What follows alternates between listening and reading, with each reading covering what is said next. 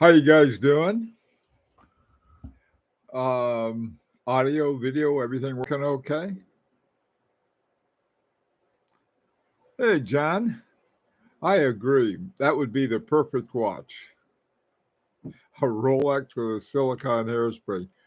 Nobody will give you any argument about that one.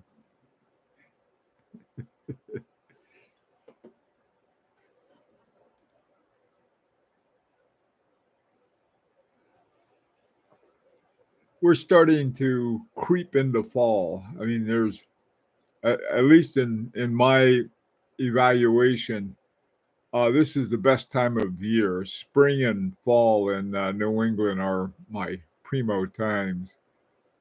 Hey, Dominic, how you doing, man? Yoko, Brian, good to see you guys.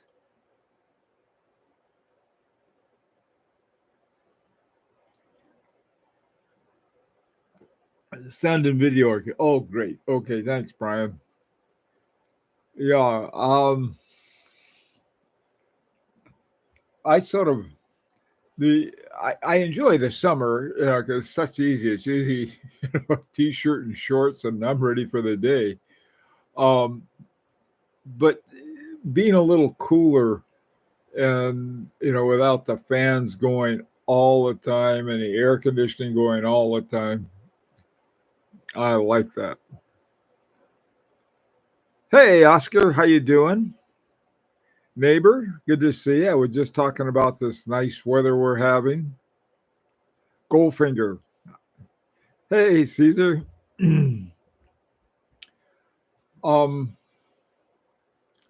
by the way, too, I don't know how many people were planning on going to the Watch Time show next month. In fact, I better we gotta make sure I remember get the dates right on that. But the Friday night cocktail party sold out. It sells out every year, and every year I get people say, "Well, next year I'll remember," and then they forget next year. So anyway, um, we have to sort of plan. I guess it's always a good idea to say, "Well, let's all meet at a certain spot or something at a certain time." Last year it wasn't planned, and we all ended up right next to the Cardivu and Lannon booth, and Christine Hutter from Moritz Grossman had hers. There was this sort of this little area, a little alcove area upstairs from the main floor, and a lot of really, at least as far as I was concerned, some of the most interesting watchmakers were there too. Okay. Hey, Steve, how you doing?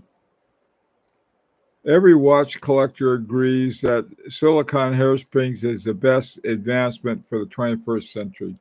That's right, Caesar. We all agree on that. just like at least in the US, we agree on presidential choices.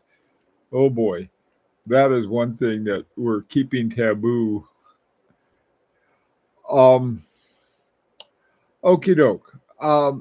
Now, the reason that I put up a Harboring 2 as an example of sort of I don't know if non-controversial is the word, but I don't know anybody who really says, "Oh, those are awful watches." Um, to me, they sort of represent the kind of watch that collectors would seem to want. They're handmade. They don't make a whole lot of them. They're well made. They keep good time. Now, and then they have some of the more complicated ones, the Doppels and so on and so forth. But I really haven't run across anyone who says, "I hate those watches. They're terrible." Whereas most other brands, you'll find at least some people who aren't too happy with them. So that's what we're going to do today, is to see if we can find some point of agreement where we all say, yeah, I mean, if you're going to be a watch collector, let's say that we're introducing another lost soul into our hobby. And we say, this is something that everyone agrees on. What would you guys say? The best I could come up with was Harboring 2, and I may not be right about that. Hey, Steve, how you doing?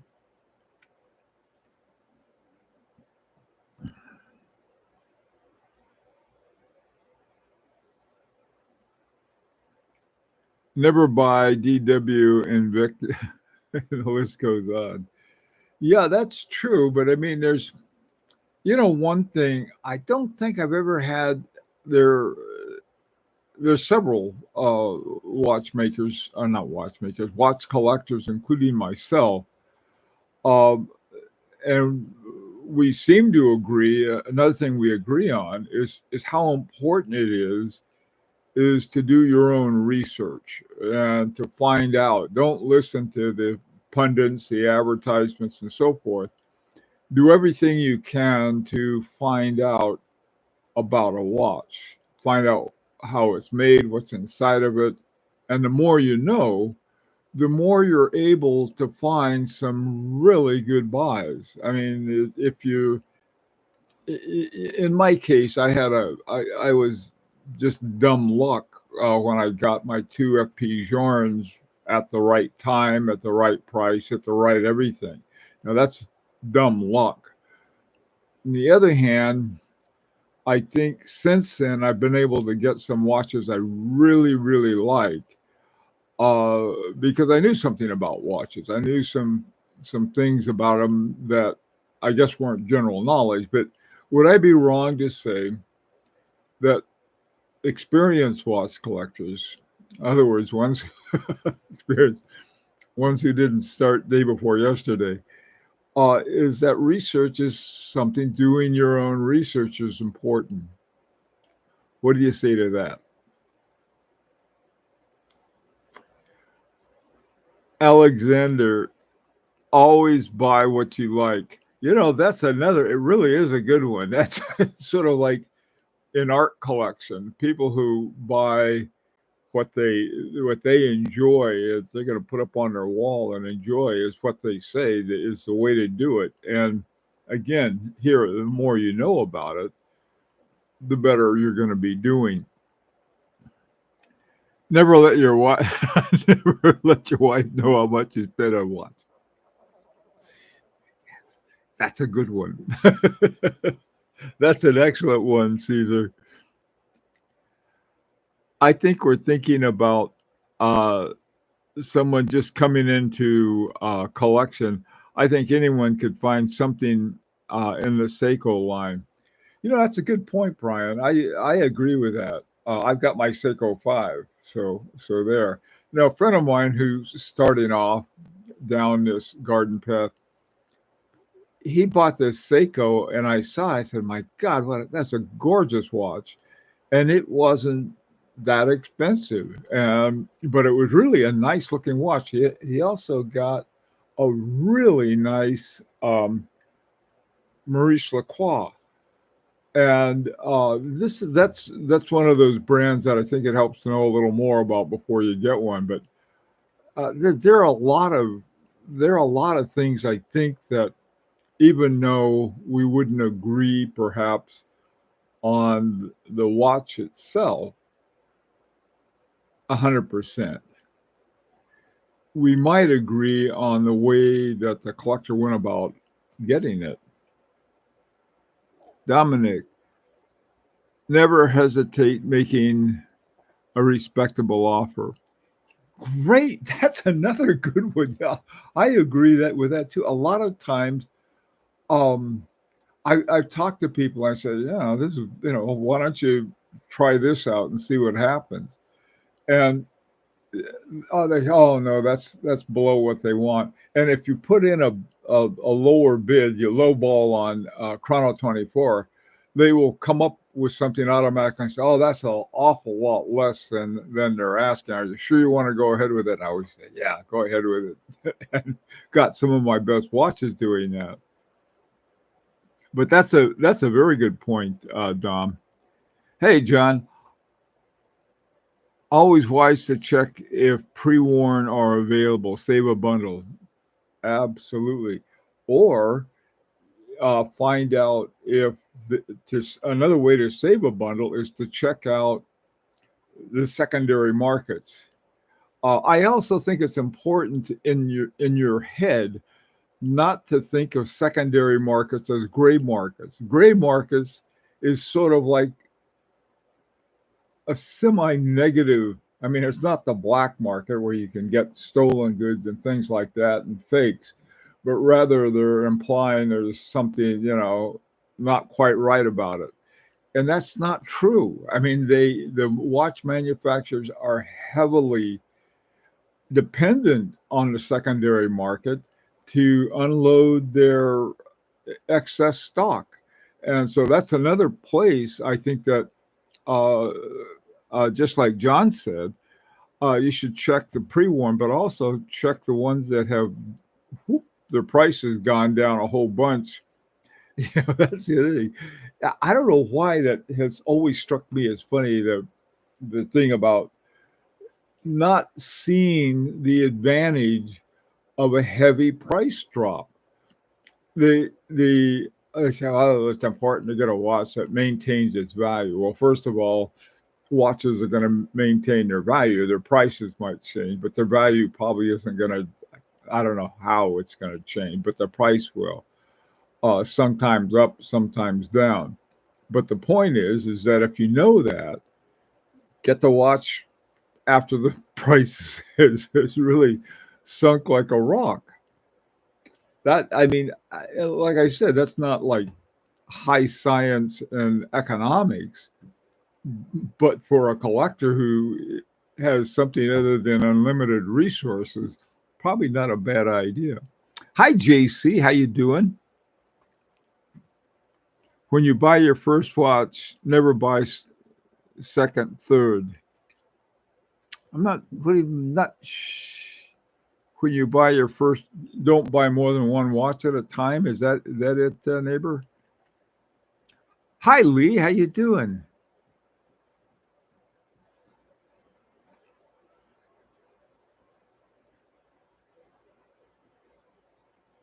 Do watches have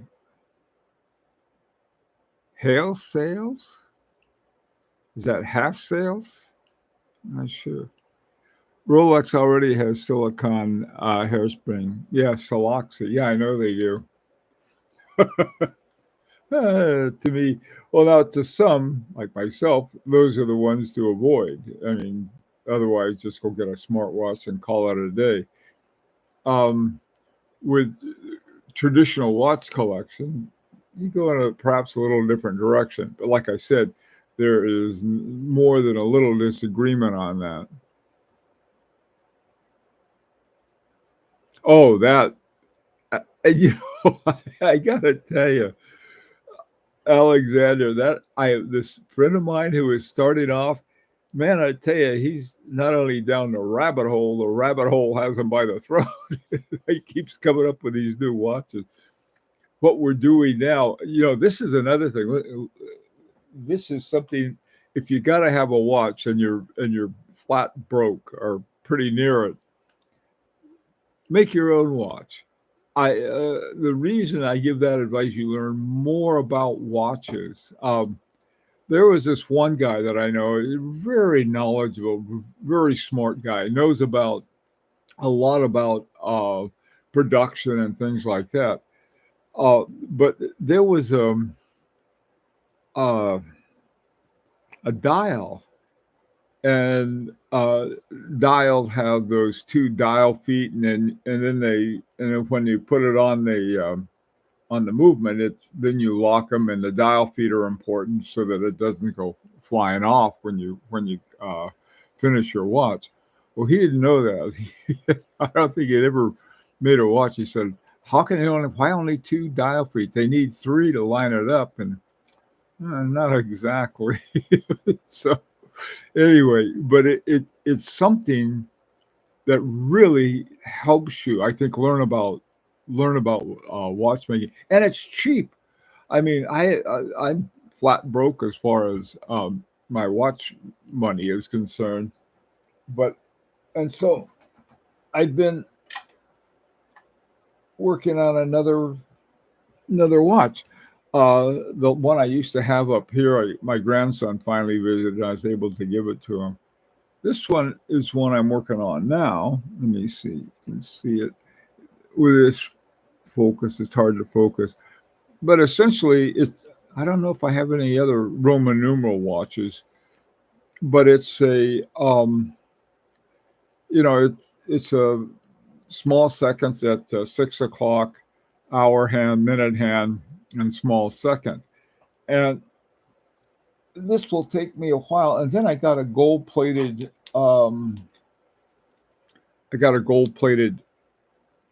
case for it, 40 millimeter.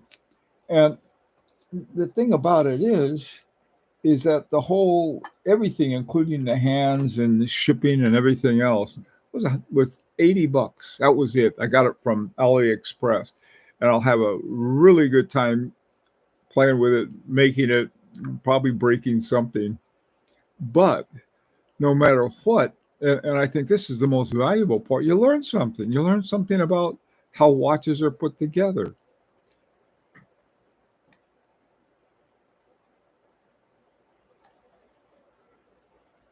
Oh, from Hale. Oh, I see. I thought it was spelled, oh, wait a minute, Hale or Hail. I'm not sure, Lee. I think you've been snipping those Japanese maples, maybe. Oh,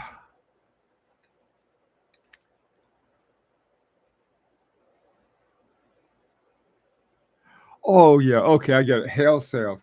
You mean like a train wreck sale? I don't know. In other words, it's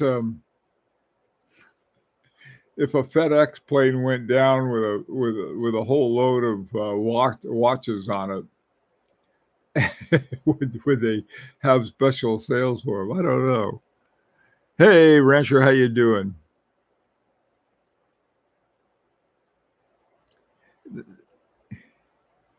Hey, Frampton.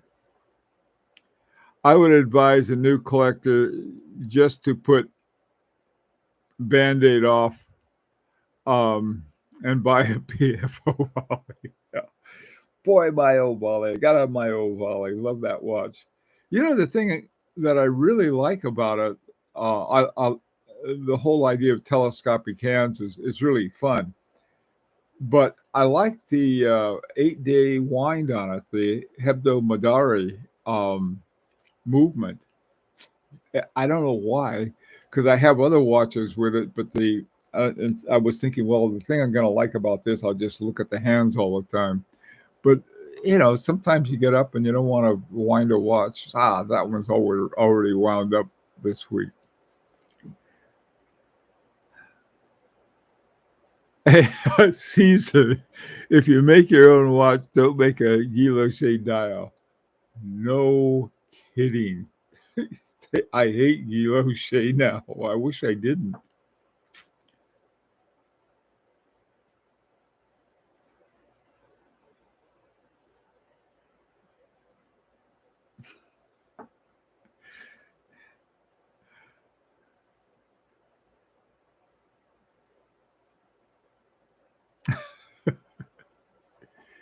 If you make your own watches, yeah.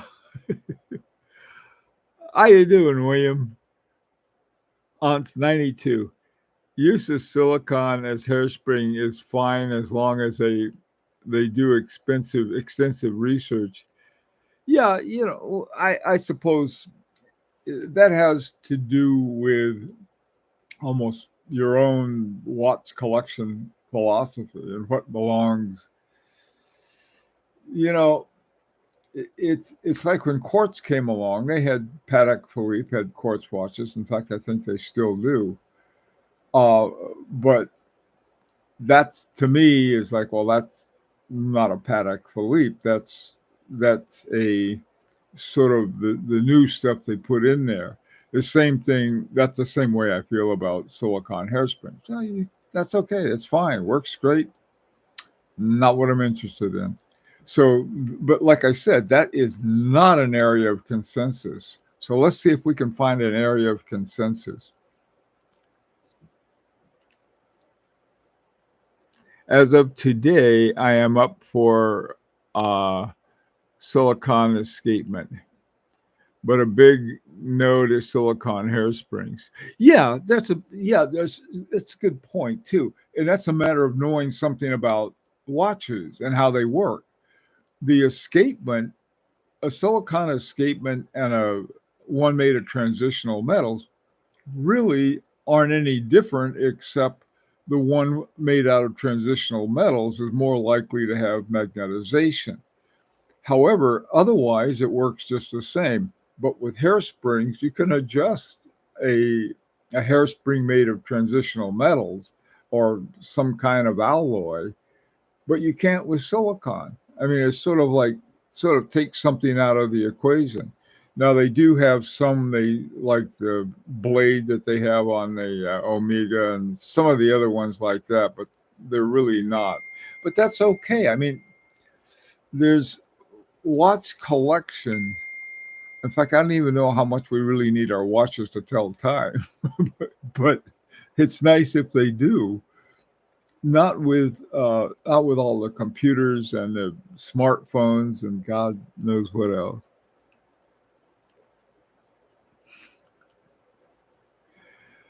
John, thinking of a few ales later this afternoon. Jeez, what? This is a short attention span group, my favorite. Funny. Hey, Dominic, if you compare watches to most other mechanical devices, it's rather different due to extremely tiny load on the parts. Very interesting. Yeah, that's an excellent point. The I saw that they have these shredders. I guess you call them shredders, but they're great big ones. And I've seen them. They'll throw a car in there or a couch or something, and these giant shredders just crunch them all up. The smaller ones, I think, we have hope for on them. I was thinking about a silicon collection. I'm going to get one thing I'm going to send you, Lee. I'm going to send you some silicon Japanese maples. Then you don't have to care for them. You can put them up, put them and look at them and enjoy them. You don't have to water them. You don't have to worry about them during the winter. They're good all the time. There'll be Lee's silicon maples, brand new.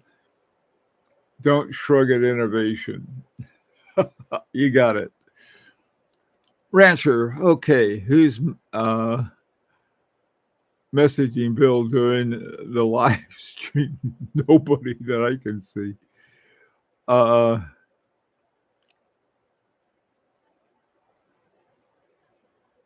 Well, yeah, John, that's true.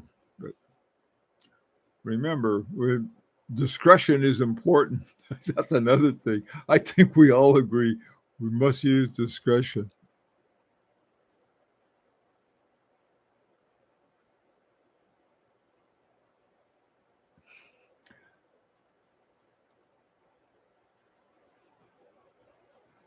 Oh, hey, JC, that's a good point. They are. I tell you, it's not Japanese, but the Ming bracelet I got is, I'll put that up against any bracelet made anywhere. Now that's from, I think, Singapore, but still, yeah, that bracelet is fantastic. A lot of the Japanese, and I think you're going to see more and more Chinese, really top Chinese stuff coming out of China. I'm looking forward to it too. Is that the reason I think that Seiko did so incredibly well was that they were able to make a really good watch. This is early on, going back to Seiko 5. They had more innovations in that Seiko 5 back in the 60s than Switzerland had. And then they had it at a great price.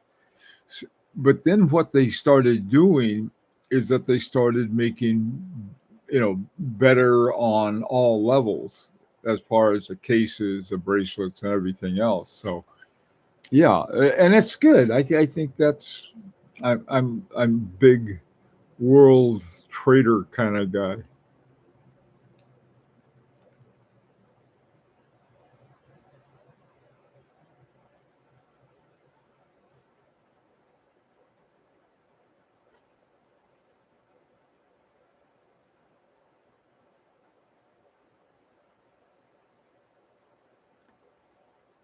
William, I recently started playing golf again after 20 years hiatus. Golf clubs are taking all of my money. Yeah, the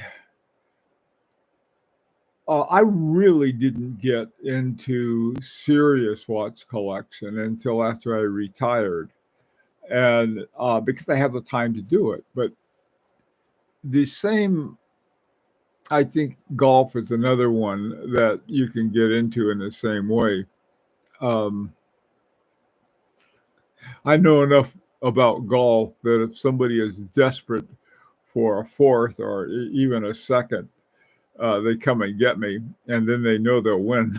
So, but other kinds of hobbies like that. One hobby I really like, and I wish if I could find one to do it with these baseball teams, local neighborhood baseball teams. I don't know if they'd put me on one, but those were always a lot of fun. Hey, Daniel.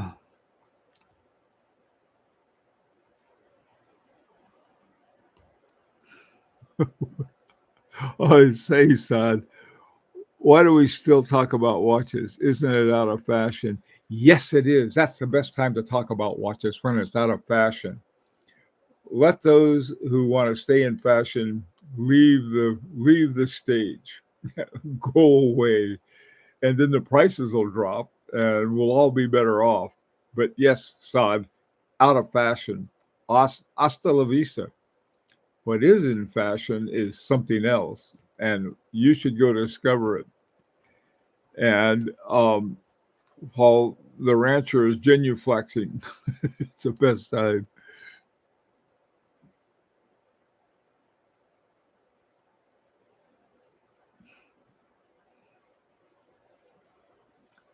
JC, I sense China is catching up fast, just like Japan in the 80s, starting from selling cheap and natty stuff to decent.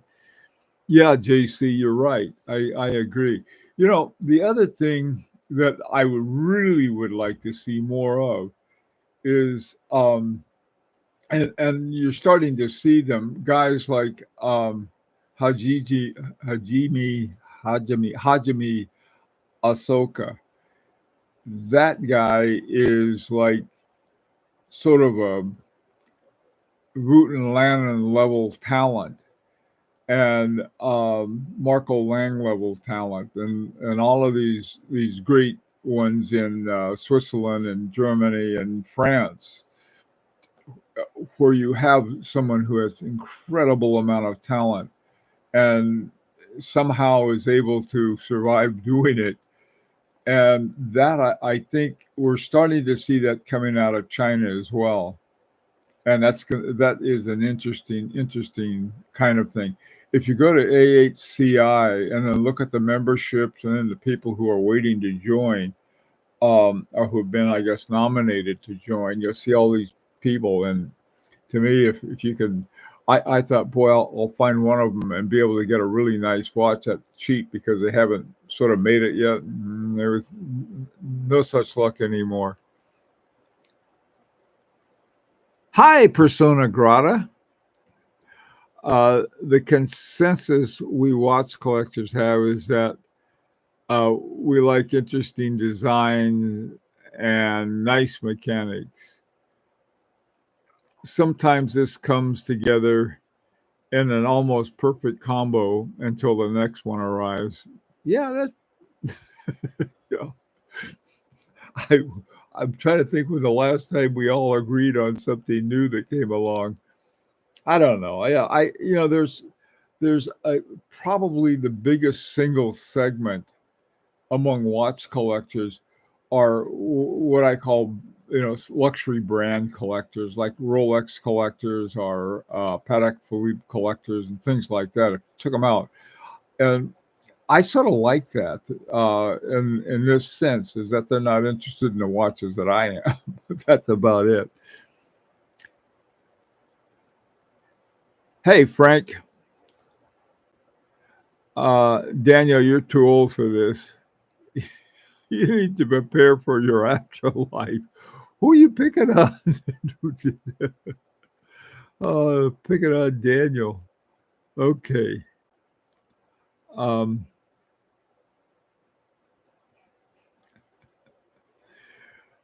okay, the watch sellers, yeah, they're glad I retired. They probably are. Uh-oh, is it time? Frying pan time, you're right. Okay, let me take a few of these last ones I'm going to have to take off. Classless bozo. Okay.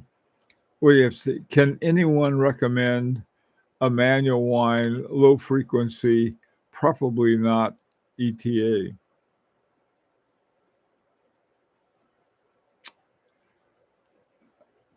If you don't, ETA.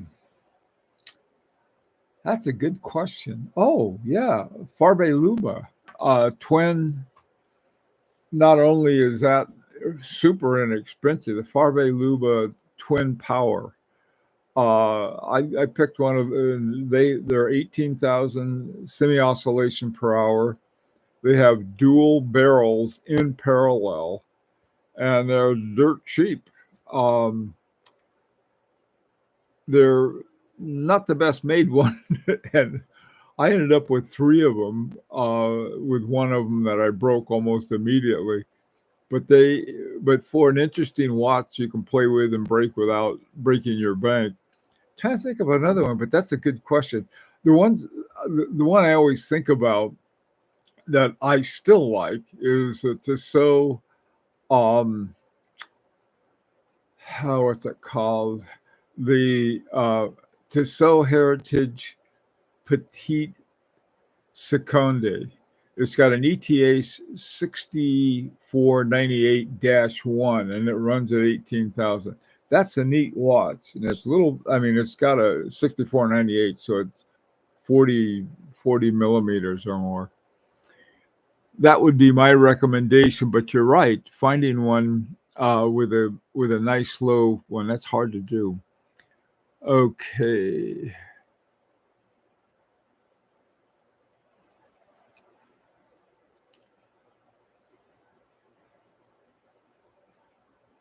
Yeah, Daniel, I agree with that. It's still a good one. The other guy, I want to hear about why Habring 2 and why so underrated. Take care. Don't let the maples get you. Why the? I don't think the Harboring 2. It's not underrated. It's just you have to know as soon as you start knowing things about watches. Usually, you find out some collectors will be talking about Harboring 2. Um, you don't hear say, "Oh, get a Harboring 2," and that's like a women will throw themselves at you or anything like that. It's Harboring 2 is you have a world class watchmaker in Richard Harbring, I guess to some extent Maria Harbring. They're all handmade. Uh, they have a unique movement, and I mean it's a three-handed movement, but it's the A11 is good solid movement, hand wound. That's another thing. So those are the kinds of things they'll say about it. But yeah, I think a lot of collectors, like I said, I think the ones they're sort of brand, they revolve around a brand, and that's their favorite brand, and they'll buy whatever the brand gives them.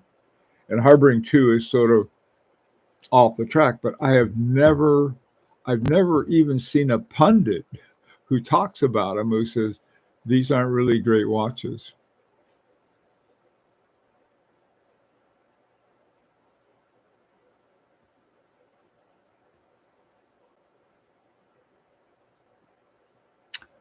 Okay, guys. All right. We'll take one last one here.